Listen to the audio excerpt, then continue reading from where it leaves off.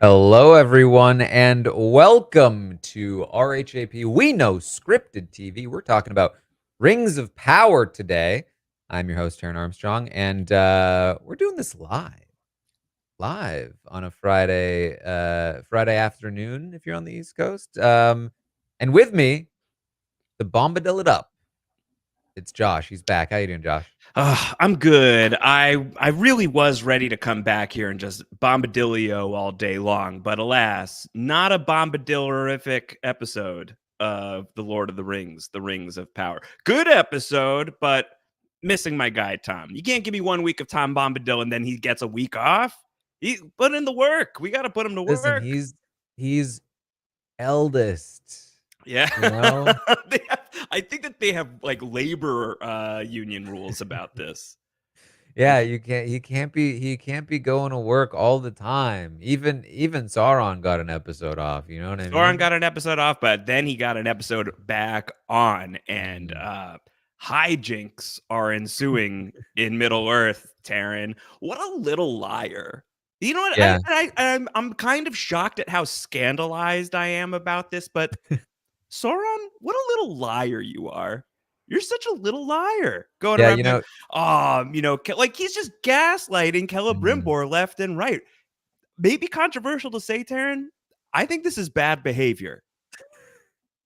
I honestly, Josh, I was excited to do this podcast with you today, Yep. but I don't know. What's I wrong? just feel like, you know, You okay? What's up? I don't know, I just feel like you could have given me more things. Look, I'm sorry. I really wanted to come in here and tell you that like this would be the day to use all of our rings to like expose the soft spots of the podcast and let the light shine through. This is like But what it's like watching the show. but then like my wife told me I shouldn't be doing that. So I stopped using the ring. I actually swore that I would never use it. No, that's fine. Yeah. It's not even a big deal, Yeah. you know, Yeah. if you hate the world. Can I let you in on a secret? It's just us, right? We're not live. We're not live. Yeah. Yeah. This is a fun episode. I really liked the Anatar stuff. Yes. It's working for me. Again, like you know, it's definitely very kind of like in your face, you know, like it's very blatant manipulation. But this time it's really working for me in the sense that like they really sold me on Celebrimbor's desperation and like how trapped he felt. Yes. Because that's a very like real thing that happens where like, you know, you can watch somebody who, you know, is very obviously being manipulated by somebody else, their partner maybe, like all kinds of different situations and feel like why would you be with this person? Why would you Right. let them manipulate you? This is Right. so obvious to me on the outside of it looking in. But it feels very different when you were on the inside of it and they're using your insecurities. They're using like you did something wrong. You're Yeah. in trouble for this. I'm your way out. You know, this was effective for me.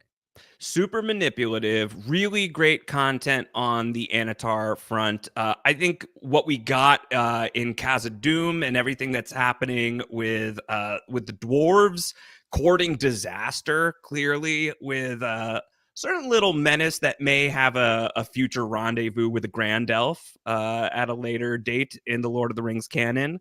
I thought all of that was really compelling. I probably like the Numenor stuff a little tiny bit more than some people who I know are watching the show. I think Numenor is probably the plot that is that most people feel like miss me with that because I don't understand like why we care. But when like I don't know the name of this guy. I think like this guy's name is like Kemen or like I just want to Yeah, call him something like that. Karen because he's like a total Karen. Yeah. When he stabs this guy, I'm like, you little shit. I'm glad that Rob isn't watching this show, let me just say, because he would have a conniption getting such a hate into yet another young idiot on one of his fantasy shows, just causing problems. This guy sucked.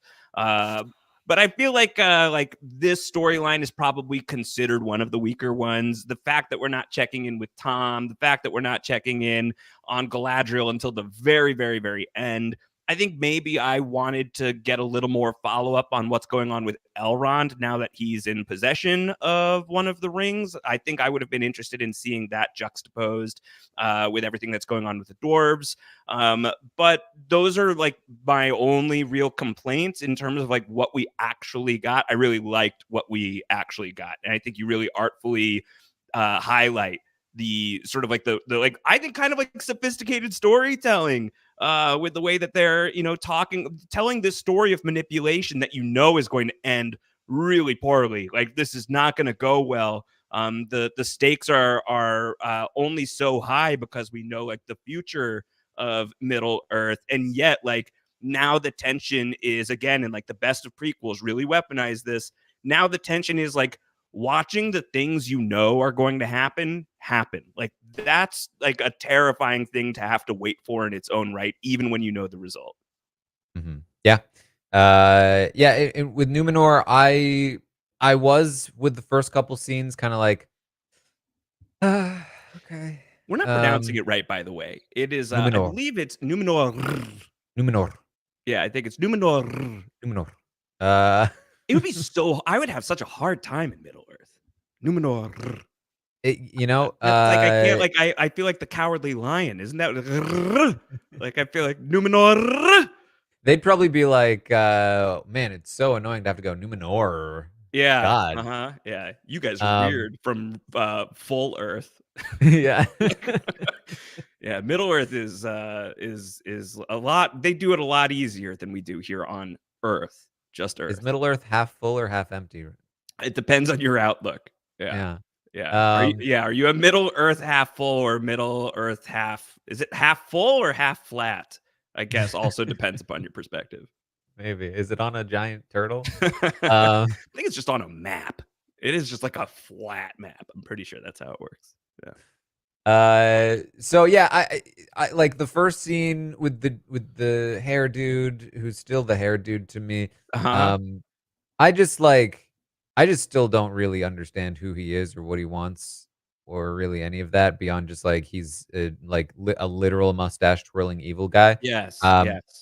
So I was kind of like whatever with that scene, and then the next scene with the queen, and she's like being real vague about stuff still, and I'm like, okay, this is missing me too. But then they started using some, I would say, effective tactics to get me invested, which is get me to hate people. Yeah, that really works well for me. It works very well for me when it's like, okay, I'm struggling to find who to root for. Can you give me someone to root against? Mm-hmm. And so yeah, it's Kemen. Kemen, come on, Kemen.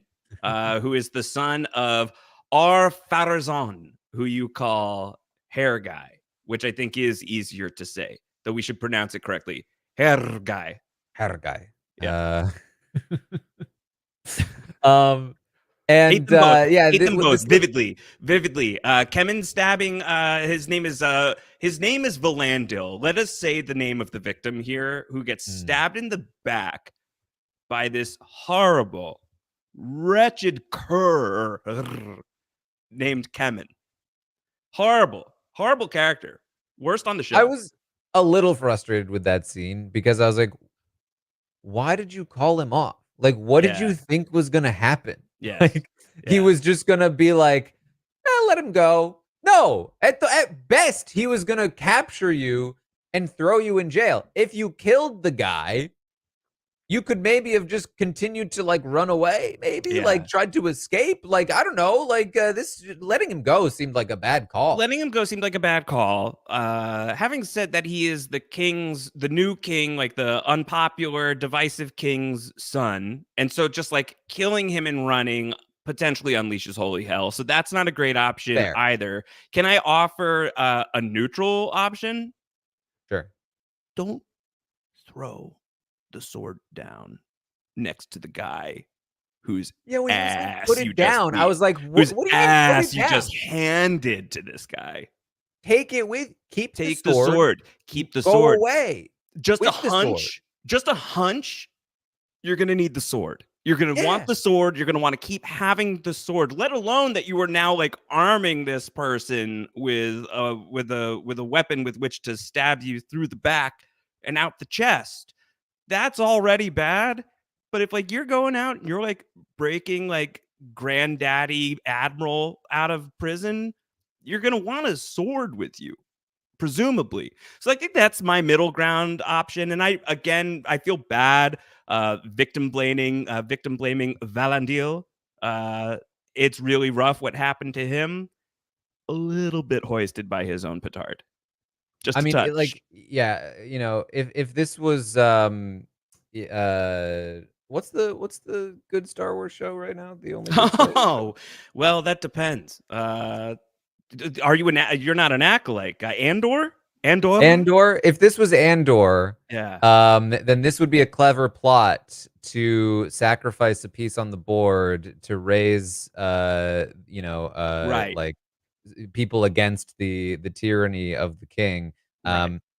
And so in that if sense, I'd Elendil probably was be played by Stellan Skarsgård, who's like exactly. already like sacrificed, like I'll never know peace. I'll never have a happy night's sleep. I've already sacrificed myself for the rebellion. Like if it was that, then it's like, oh, that's a good move, powerful move. Yeah, in that sense, I'd probably be a bad revolutionary because I would have killed Kevin. Yeah, Kevin. Because I was like, when you're never gonna get this chance again, he's gonna at best throw you into a prison and never let you out. Like, yeah.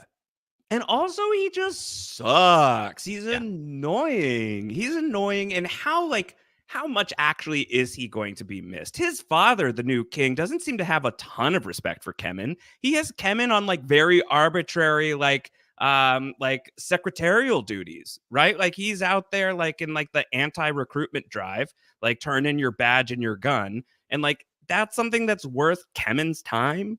Shouldn't Kemen be like studying High Valyrian or the equivalent here? You know, like getting ready to be like, you know, Prince Numenor Jr. Like, shouldn't he have other things? So maybe a reflection on the king's own satisfaction with his offspring. He's gonna meet a very bad end, apparently. So maybe not worth the time. Yeah, that's possible. That's possible. I mean, that end could have been at the sword point of Valingilar. Yeah, and I don't want to just like yada past something that you had said just like a minute or two ago, which is if the roles were reversed, if you were Valandil and you had the sword on Kemen, that it sounds like, Taran, without hesitation, you would have killed this guy. I would have hesitated, but then when the guy said drop the sword, I would have been like, okay. Yeah. Into him. No, I just want to like highlight that like you have it in you. You have it in you. Just put. Listen, I think just give me one of those rings. I'm probably taking it. Put a ring on this guy's finger, and I think I am probably not a candidate for one of those. If they're finding the most perfect man, I'm probably not one of them. There's 9 new rings that are about to be available. You could get if you like log into like the storefront now, you might be one of the first online to get one. Listen, when I played The Walking Dead Telltale Edition, I killed those guys all the time. I didn't want them coming back to find me. Yeah, that's fair. It's doggy dog out there. That's fair. No, it's not. We're not eating dogs. We're not. That doesn't happen. That's not real. It's actually not doggy dog out there or anybody eating dog. Not people eat dog. No.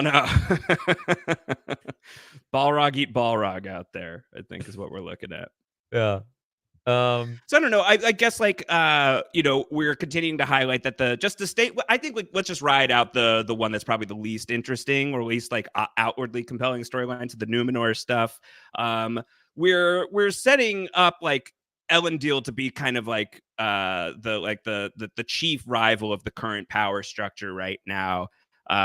He's already enters the episode in a pretty down place. He leaves it even further down.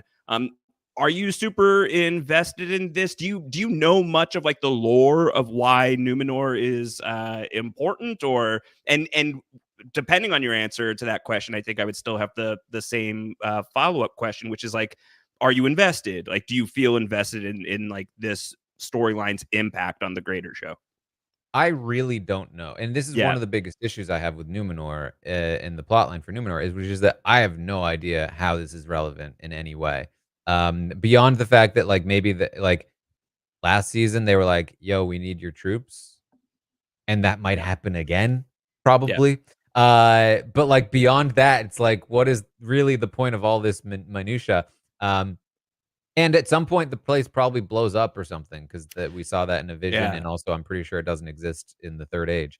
That's sort of the extent of my knowledge, and that yeah, I mean, in terms of investment, I really don't have a lot of investment beyond I just want Kemen to die Mm. and the daughter to realize she's wrong. That's, like, the 2 main things. Yeah. 'Cause that's the 2 main things, the 2 main points of investment. This guy sucks, Yep. and she's so wrong! How can she Yeah. not see how wrong she is? Like, Yeah. that's the thing. Yeah. I'm grateful that we haven't had any like holiday episodes set in Numenor. Like I don't want to be at that dinner table. I feel like a little too close to home. Um she needs to wake up. Absolutely. Like she needs to wake up. That's your father. That's your you think like and they say the sea is always right. And she is resisting that sea worthy quality within herself to side with her guy. Just awful decision making across the board there. Yeah, I think like it's maybe a little tough just because I don't know how many characters are literally in Numenor that we care about right now. I think Pimp Daddy Sea Captain is the guy we like the most, and I like him quite a bit. I think it's a really compelling character, and I think he's doing a great job of sort of portraying like this Eddard Stark quality. But like we know how that story ended. And so, like, is this going to, last longer or is it going to be shorter? And is it going to catapult us into the next things? I think it's also maybe a little tough when the rest of the episode is focused on ring shit, like cool ring shit is going on the rest of Rings of Power. So, like, hard to stack up against those two storylines this week. Yeah, I think my biggest issue with, Captain Hair Guy, is that, I just need him to have any kind of plan or direction. Yeah, sure. Yeah. He's just kinda, like, wandering around getting beat up, basically. That's kinda how I feel. Like, just Yeah. taking L's left and right. Yeah. Like, when are we gonna start doing something? Yeah. Well, I think again, like Hopefully now. he's got like that Stark streak, of like, well, I would, but honor tells me I should tell the guy not to stab the guy who he should stab. So, I don't know. Lord of the Rings is a more optimistic show than Game of Thrones. Maybe this guy will get a clue. Mm. This is a Alright. question, actually, as we are live from Caitlin. Caitlin asks, I wonder if Farazan will become one of the 9 ring holders. Mm. That could be, this could, like, we could, in hindsight, Taran, look back at this episode and be like, oh, this storyline actually did have something to do with the rings. And if I'm not mistaken, the 9 men who become ring holders, we don't like those guys in the contemporary Lord of the Rings canon, if you can call it that. Mhm. Those guys, scary guys, ring wraiths, I believe they're called. Yeah. I mean, I think that this is something that people have been watching out for, since the show started, which is like, who are the men? Yeah, Let's find them. yeah, I have to imagine that, like, yeah, hair guy, hair guy's son Kemen. yeah, These are definite contenders, I would imagine. Again, and they're from Numenor. yeah. And I know that North. a lot of attention on Theo's ears, but if Theo is but a boy man, there are thoughts that perhaps he could become one of these guys too, which Mhm. would be quite a ride, quite a I mean, ride. there's only So so many men in the show, so yeah, and it does appear to be like all men. With the exception of like the captain and like Isildur is pretty cool, but like the rest of them all have something bad going on. So If we didn't learn that lesson from Halbrand last season, I think we weren't paying close enough attention. But I think that's a good shout from Caitlin. I think something ringy happening with the Numenor storyline makes a lot of sense, but I just hope that it happens this season. Like I would like for I think with the pace that they're making the rings and stuff, I feel like we could get some rings out to Numenor, especially because Anatar, aka Halbrand, aka Sauron, has some affiliation there. So I could see him wanting to open that door. Mhm. Yeah. All right. Well, the other, I think, major plot line was really, I mean, was it really just these two? I'm trying to think. It was like It's racing to warn the Elf King and the rings. it's Numenor this week. It's dwarves this week. Dwarves, right. It's some elves this week. Yeah. The let's stick with the elves. Let's stick with the rings because Celebrimbor is getting gaslit. And I guess my question for you, Taran, is this just the case of a bunch of really smart, accomplished, thoughtful smiths coming into contact with a master manipulator, someone who's just so good at getting what he wants in Anatar, the Lord of Gifts? Or is this a Redemption Island situation? Anatar is Boston Rob and the rest of these people are idiots. Which is it? I mean, probably a little bit of both, Yeah. right? Like, I think that Anatar is using his status. He was sort of brought in as a bit of a ringer by Galadriel, Yeah. and then Quite Galadriel was literally. like, yeah, quite literally. And Galadriel was like, yeah, actually, don't trust him, but for no particular reason.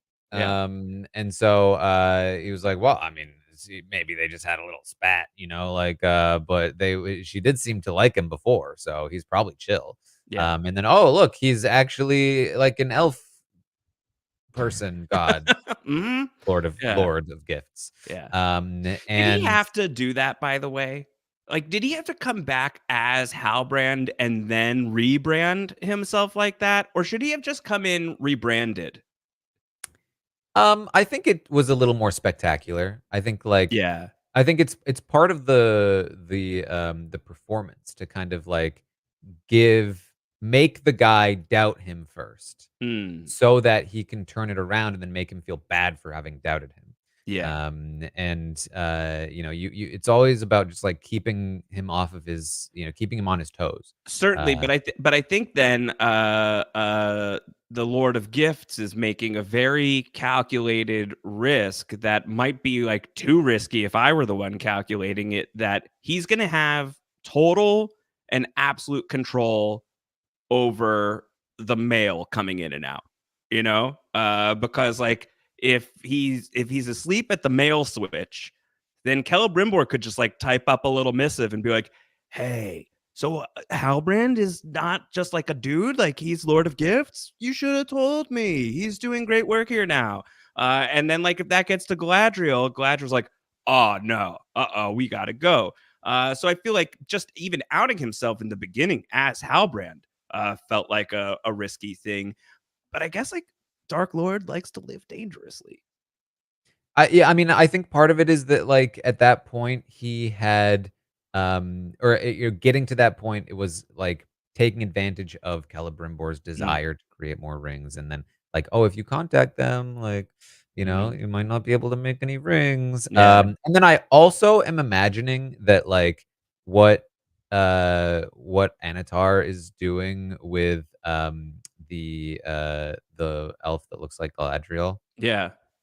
He's, like, Whose also name I doing for think the was male guy, Midriel or something like that. something like that. Yeah. I'm just imagining that he's doing that with everyone, including the male guy. Yeah, Um, yeah, and yeah. so, like, like, he's turning everyone against Celebrimbor to help further isolate him and also have, like, a firmer grasp on, like, this whole, sort of, like, little place that he's got going on. I feel really bad for Celebrimbor. Don't you? Yeah. I don't like watching this happen to Celebrimbor. Celebrimbor's just out here being like, "Finally, end of my career. gonna get the crowning achievement, everything that I've been working towards, magic rings, and they're gonna be really magical. They're going to help a lot of people, and on top of that, I'm going to be celebrated. Celebrimbor finally going to be celebrated. I was gonna try to say celebrated, but I don't think it works. And then meanwhile, it turns out he's just being horribly manipulated, dragged deeper and deeper and deeper into the lion's den with no apparent way out other than to like stop doing the thing that clearly he's just like, but this is it. This is like the time of my life. It would be like if someone lured Walter White into cooking the blue myth, as opposed to like Walter White choosing to do that. I guess maybe that makes Celebrimbor Jesse and Anatar is Walter White. Yeah. I mean, I think it perfectly fits Sauron as a character in the way that like the rings work, and the way that like Tolkien writes about corruption and power, because he is manipulating Celebrimbor in a way that takes advantage of his flaws as a person, his ambition, his pride, and like those are things that like I think under normal circumstances they're fine. They're never going to cause any major issues, but with the influence of somebody that can take advantage of it, you can like get in those cracks and just spread them wide. And that's what we're seeing here with Celebrimbor. Yeah. I thought some cool I really liked the scene where not Galadriel goes into like the ring space, basically, right? Where like she has it on, she disappears. What did you see? She saw shadow, she saw flame, she clearly sees Dark Lord shit. And it is withheld from us to a large degree. And for me, I really liked that because I felt like it was it's effective for people who the people who are watching Rings of Power who've never seen Lord of the Rings before. I imagine it's somewhat effective of like, what's she talking about? I can only imagine what that might be like. But for people with Lord of the Rings know-how and who have seen the film specifically, like it's really evocative of Frodo putting the ring on and like being in Frodo's headspace and seeing the ring wraiths coming toward him and everything like that. So like you could imagine what that might be like for that character. And I think it was probably like to some degree a budget saving move to not have to show us all of that. But I also think like a good creative choice of like, well, once we pop that off, like once we go into the perspective of someone who is like slipping a ring on and having that kind of reaction, I want that to be a character that we're invested in right now. I want that to be Galadriel, not Galadriel. Yeah, I agree. And I such a great kind of reminder of how scary it is that this like demonic creature is just standing there amongst them and they don't realize it, and he just looks like something else. And then basically like you turn the light on and you realize that you're standing in there with there is actually a monster in there with you, and the light is putting the ring on, and then you turn it back off and it's like, he's still here. I just can't see him anymore. And then for Anatar to turn that around and use it as further manipulation to help get people to his side, that what you saw was real. And it was Celebrimbor. It is exactly, and he's using that strategy as well with Celebrimbor later of like, we did cause a problem, but it was your fault. Is very didn't like, get clearance.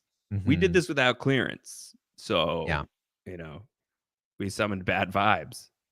The bad vibes are on you. You're the vibes guy. You were supposed to be the vibes guy, Celebrimbor, and you made bad vibes. Yep. The vibes got into the rings. So now we need to make more with immaculate I love that. vibes. Yeah. Okay. That's exactly right. It's like the vibes are off in these 7 rings. I am very sorry to report. So let's make 9 really vibey rings. We're gonna just like make sure that they are like chill and really laid back rings that also make you feel really, really, really good.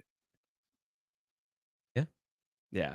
But the I'm sure it's gonna work. currently like the ring dispensary is not legal, and so like there's of course going to be without proper oversight, some bad things can get into the rings that they're trying to distribute. Hopefully, with the legalization of ring distribution, things will get cleaner. We'll see. Yeah. Dwarf stuff. Dwarf stuff. Dwarf stuff. Classic. Do you know who plays King Durrell? I don't. The father of King Durin, rather. It's Peter Mullen, who I don't know if that's an actor who you know by name, but I suspect you've probably seen him in stuff if you do the quick Goog. He has a very memorable role in Westworld season 2, just as one example. Very memorable turn in a good swath of Ozark as well. Season 2, I think, is his like really big season, and he's a kind of unrecognizable as King Durin. And it kind of dawns on me that like for me, that's like probably like the most recognizable actor on the show, short of Kieran Hines, perhaps. And he's just like completely hidden in makeup.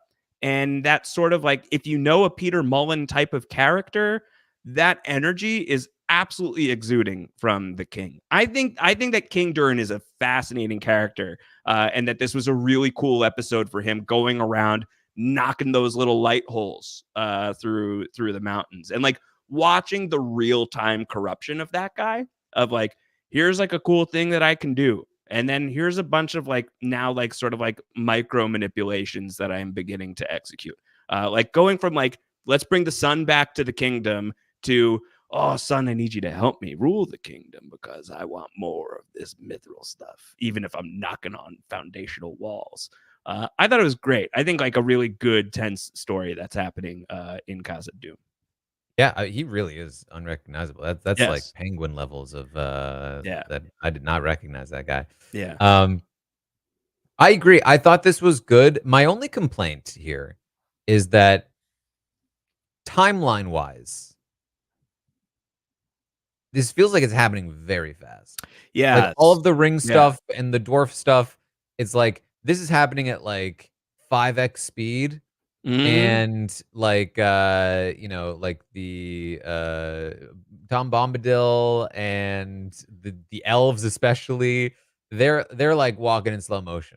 It's like they like in terms of what has Sauron accomplished, what have the dwarves what have they been doing since episode 1? From like episode 1 to now, it's a ton of stuff. What have the elves been doing? They walked once back to the home and then started to walk back over and then walked back again to their home, and that's what they've done. Like that's Well, like they've done. maybe Taran, that's why we put them on foot.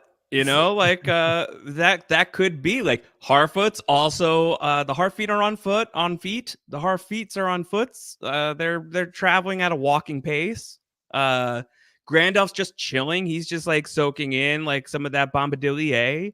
And I think that the elves are just strolling. So while they're on that travel pace, you know, dwarves and the Celebrimbor side of the line are able to accomplish some stuff. They've got things going on. It's going to take them like a month to walk to where they're going. Well, I could go down in a month with certainly with the ring technology.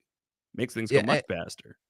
Maybe I'm like I don't know if they've shown the map enough, but like Not this or as much as I would like, but like you know, they're just fast traveling between Kazakh Doom and totally. Forge. They're just 100%.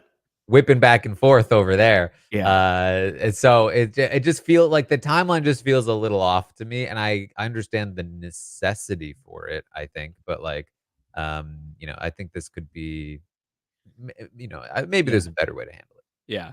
I believe in season 1, the like the travel back and forth between Eregion and Casa Doom. Again, apologies for the mispronunciations, folks. It's hard out here as a podcaster. that it was like fairly quick. That like you could see like Elrond and Durin would be like having a scene in the caves, and then Elrond would be back by the forge or something not terribly long after that. So that doesn't bother me a ton. Though it is interesting to me because I think like typically if I have the complaint that you're kind of outlining here, it tends to be when like the show is otherwise not hitting also.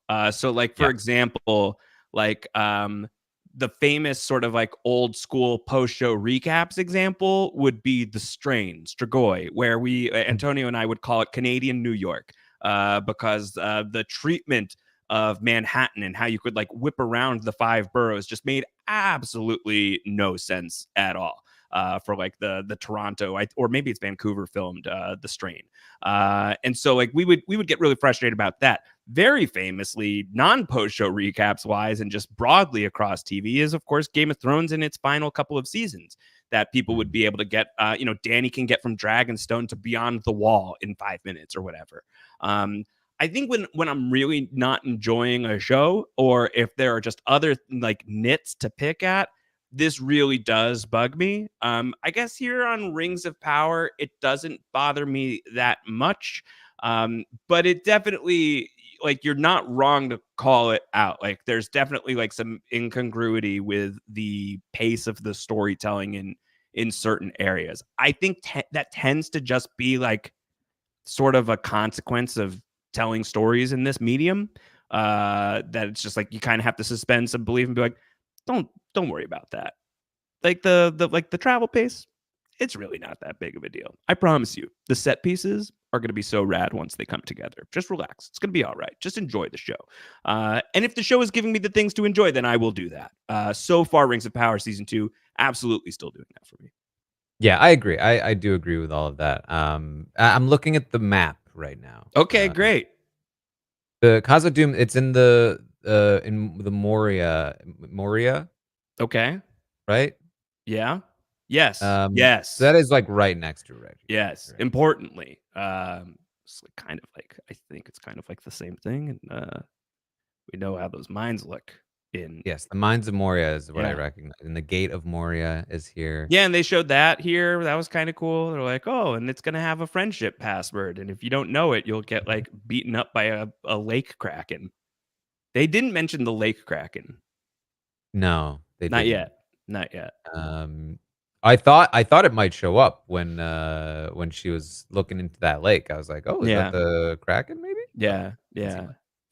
do we know where the would you enjoy that superpower, by the way, stone singing?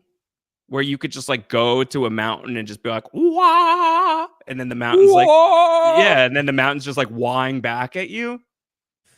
I wish I understood Is it it more. like, yeah, or is it like one of those things where like they're like you're a cat owner, Taran? Do people ever be like, don't you just wish you knew what your cat was saying to you? And you're like, I would be very hesitant to know, actually. I think I know well enough what the cat wants. I don't think that my ego can handle the very delicate ways in which my cat would pick me apart one by one. I'm not so sure that I want to hear what the mountains think about like non-mountain people, because I bet they've got really savage opinions of the dwarves. Yeah, well, I mean, the dwarves are like, "Yeah, the mountain's my friend." Meanwhile, they're like chipping away at it. Right, You know what I right. mean? Like, it's like, "Get Yeah. out of me." It's like, oh, but I thought you guys liked that. Yeah, I really love it when you pickaxe me all day long. Like it's Take all of my gems and take jewels. my precious ores from me. I actually love that. You know how long I worked on those? Yeah, just take them with your pickaxes and your little hats. Like, take them for sure. I'm fine with it. And then the Man, dwarves the are ant like, "Are you equivalent of being the mountains sarcastic?" is gonna be real upset with the dwarves. You know? So I actually don't think that I would like to be able to stone sing, I think is the name of the power. I would actually really love to not be able to like hear the direct feedback from the mountain. I feel like they'd be like, yeah, could you stop? And then what am I gonna do? I have to go to the king and be like, so I spoke to the mountain. Mountain really doesn't want us taking the precious ores anymore. And then what's the king gonna say? Like, tough shit, it's a mountain. It's like, okay, well, what am I supposed to tell the mountain? I don't know. Figure it out. I think actually probably a very politically difficult position to be in, to be a stone singer. Probably. Yeah. Do we know where Gil-galad, the Elf King, do we know where they're at? He's still back. He's still back at HQ. Gil-galad. You know what Gil-galad does, Taran? He doesn't go to the show. The show comes to Gil-galad. Gil-galad stays put. He's like, I'm concerned about one thing. Is our tree online? Is the tree online? If it's online, that's great. And I will use the powers of the tree. But if the tree is offline, I got to be here to make sure that the tree gets its power back. He doesn't really leave the tree, Gil-galad. Do we know where I'm just trying to find where on the map he is so I can like get this in my head. Yeah. It could be, I'm looking, it might be Linden. Yeah, that's where he is. Yeah, Linden. Okay. But whether or not Linden is far enough away that it's going to take, a month at least on foot for the people who have set out from Linden. But Gil-galad has this big moment. I guess that's like one of the two other things probably from this episode worth stressing, is that and where Galadriel winds up at the very end, though where she winds up is really just like one step forward from where we left off last time. Adar's like, we got a common enemy. It's like, okay, yeah. Tell us more. And like in more than like one episode sentence increments, preferably. So I'd like to get a little bit more of that next week. But Gil-galad has like this vision through the ring, and is it like it's a scary vision? Is he scared by the vision, or is he like, corruption tastes good? Like where's he at on that? It's like, I'm very confused, to be honest. Yeah. I don't know. Yeah. It's like, ooh, yeah, this ring's giving me really powerful vibes right now. Like, I think he's probably sketched out, but he's not really doing anything. But he's kind of a bit of a do-nothing character for me. It sounded like at the end of the episode that he was going to go recruit help, which to me meant Numenor again. Yeah. But that seems like really repeating what we already did. Yes. But like, what else is Numenor going to do? Right. Well, maybe he goes to Numenor and becomes sort of like the ally that Elendil desperately needs right now, right? Like he needs a couple of characters in his corner, that are like on his side right now. Doesn't have any in Numenor. His son is in Middle Earth, palling around with elves, and killing giant creatures that he calls supper. So Elendil needs some help. Gil-galad would be a huge assist. But it would also just be like elves coming to Numenor, round 2. So I don't know. I don't know what I want from that. I would like Gil-galad to leave his house, though. I think it would be healthy for him. Dude, probably. Yeah. I wish they'd given us a little more with those scenes, because I feel like by the time we get to the next episode and they explain what they were, I'm going to forget what they were. Sure. Yeah. I don't think that's unfair. I think like a little bit of a chess PC episode, Taran, which, I'm not mad at, but I don't think that it, has like dramatic leaps forward. It doesn't have, for me, anything that was like as massively exciting as we're going into Bombadil territory, for instance. So, continuing to push the pieces in the right directions, I think, but I hope for maybe just like a little bit more substance next week when Rings of Power comes back. I mean, I liked the episode. I think, sure. I'm fine with some chess pieces moving. Yeah. And really, I think the Sauron stuff was just so fun. He's great. Charlie Vickers is having a time. Yeah. He's feasting. Just good stuff. Let him eat. Yes, we do see at the end that Galadriel has this interaction again with Adar. And it's just a new version of the same scene that ended last week's episode. Pretty much, just with like one extra line, which is like, hey, we have the same enemy. Yeah, like, let's work together is like the next part. It's like, all right, you want to give me your pitch next week? Just like, give me next week. One more week. I have concepts. Tell me that this, like, where this info came from, that maybe it was maybe a guy? Was he like really handsome? Yeah. I have to admit, I do miss Halbrand. I do think he's got that rugged charm to him, you I know? like I Anatar a little He's too really pretty. polished, really polished. Yeah. I wouldn't mind, like, can we, like, switch back and forth a little, like, like, can you I just wanna see, like, that Halbrand version again, just like, I had one thing to check, you know? Just like the we could just switch back and forth and be alright. That'd be fine.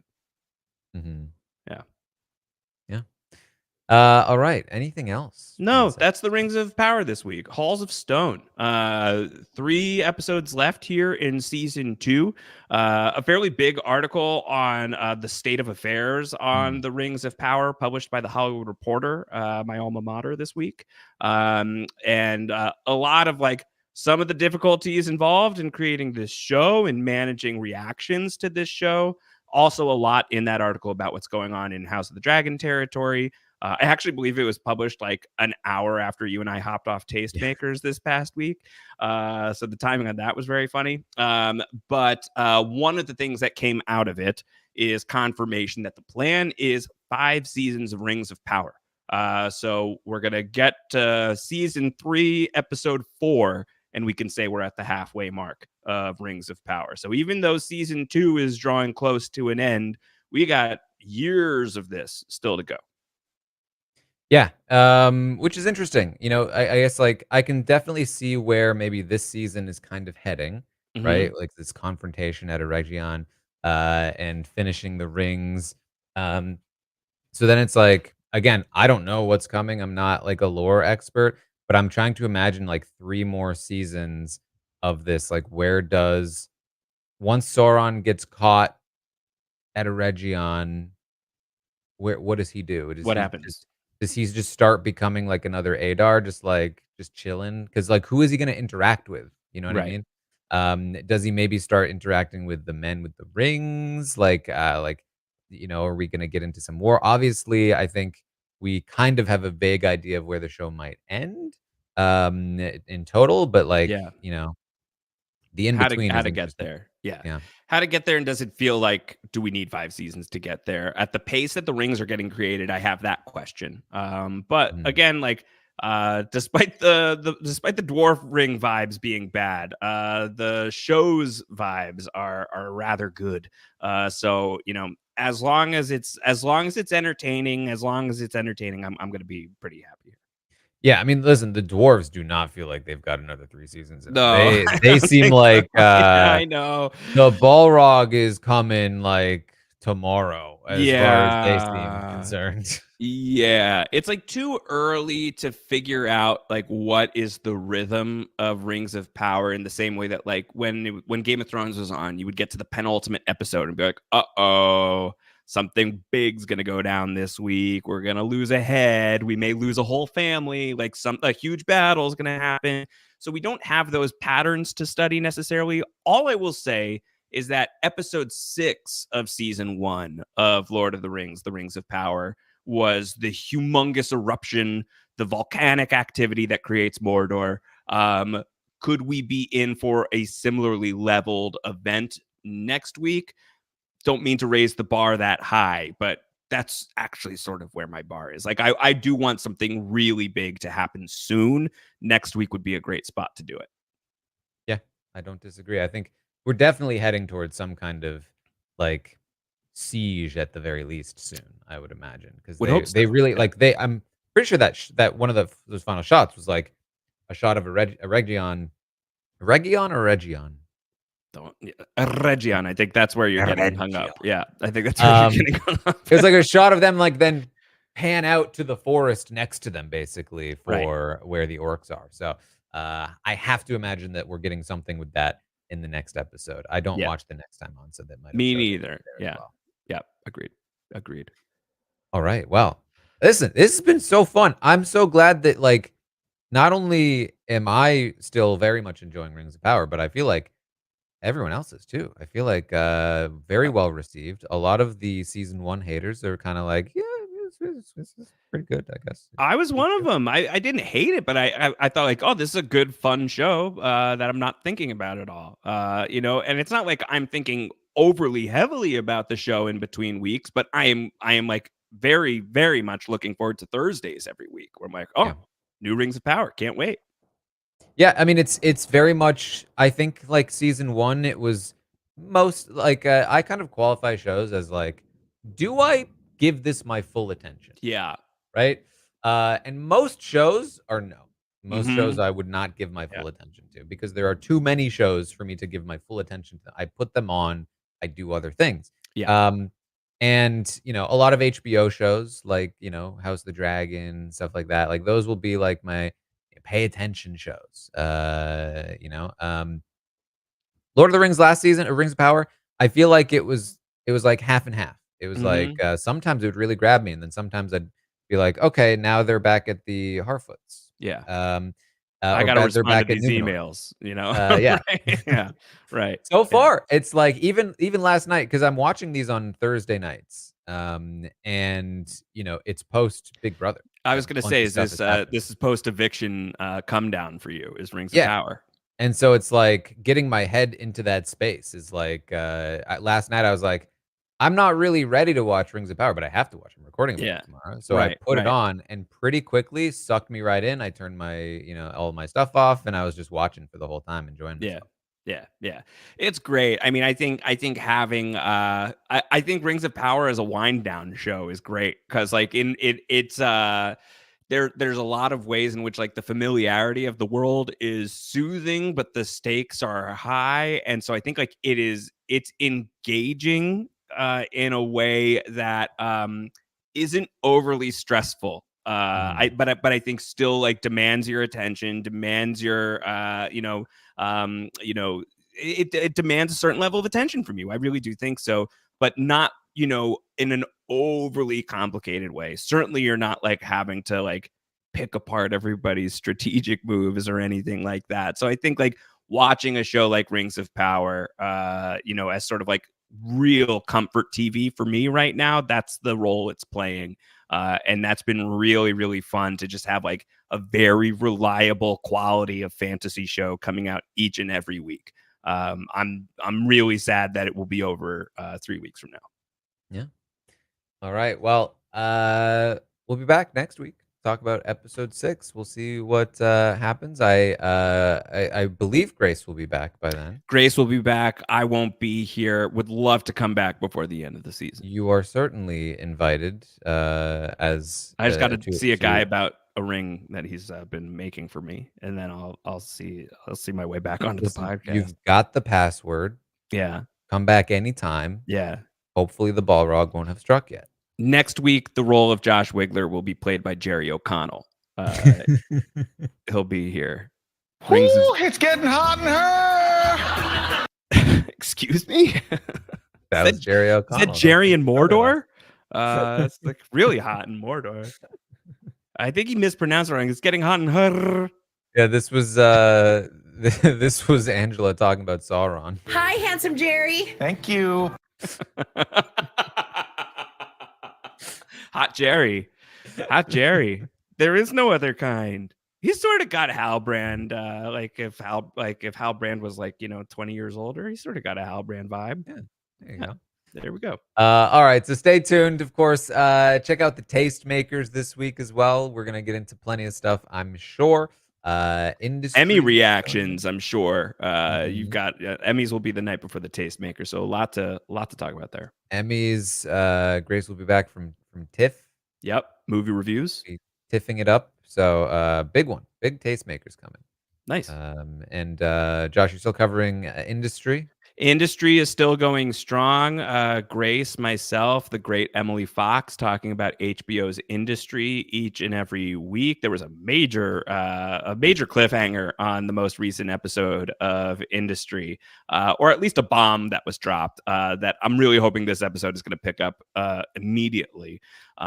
So that's still going on. We may have some Marvel shenanigans in the We Know Scripted TV feed coming your way next week as a certain witchy show shows up on Disney Plus in just a few days. So check all of it out. robbinswebsite.com/scripted to subscribe to the We Know Scripted TV podcast feed, and you never miss a single episode of any of the things we're working on. Yeah. All right. Well, Thank you all so much for joining us here today then, and we will see all of you next time.